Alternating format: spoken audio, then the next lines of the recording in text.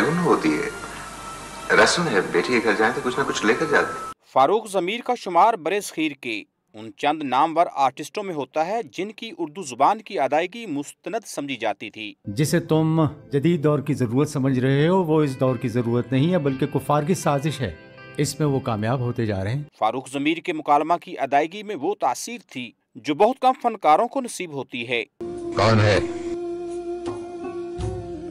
हकीम साहब से मिलना। मैं घरामी पंजाब से आया। उन्हें आवाज का बादशाह और ड्रामों का मेहदी हसन करार दिया जाता था। बिल्कुल सही, बिल्कुल सही। तो फिर ये कि तुम उसे मना कर दो कि हमारे घर मत आया करे। फारूक ज़मीर ने फनी कैरियर का आगाज 90 की दिहाई से किया और कई मारूफ ड्रामों में अदाकारी के जौहर दिखाए। अदाकार फारूक ज़मीर ने 400 से ज्यादा टीवी ड्रामों में काम किया।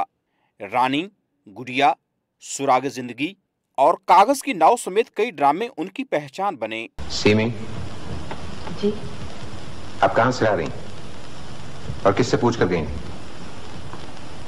पहले तो मुझसे कभी किसी ने नहीं पूछा।